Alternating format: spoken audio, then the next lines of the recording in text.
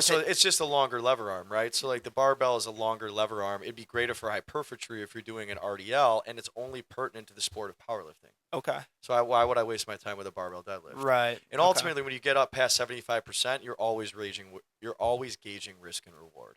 Okay. So yeah, like why have a guy pull 600 at a long lever position like that? Like why are you like? It always just comes down to why are you doing it? And Mhm. that lift is purely concentric. So you're not even like strength is going to be how you manage, yield, and break external forces. So think like the negative of a lift. Right. If you want to do a barbell RDL, because you're going to develop hamstring or tissue health, Yeah. I'd rather if you do that. Why are you doing like a 1 rep max where you're just basically creating and generating force from the floor? Yeah.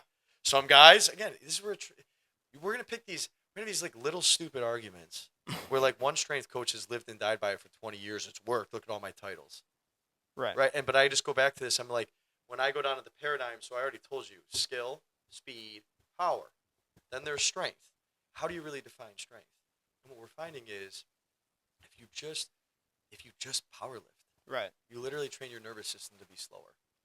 When all field sports are high dynamic angular co-contractions and collisions.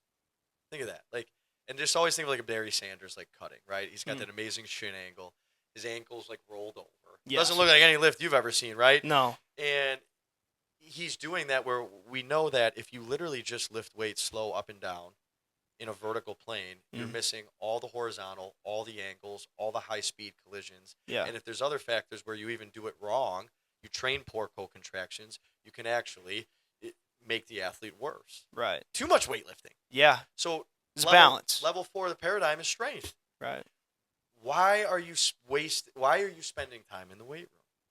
Right? Why are you doing a certain lift? Mm-hmm. To me, here's my approach. When I look at strength, I am looking at just effective yielding and braking tempo.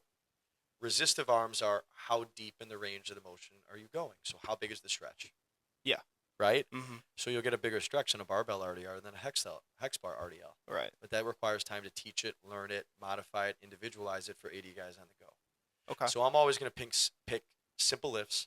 I keep it at 3 to 4 sets. Everything's tempoed. And you're always listening to your body because they're not in a D1 regimen. You guys had fuel bars and we had everything. it's like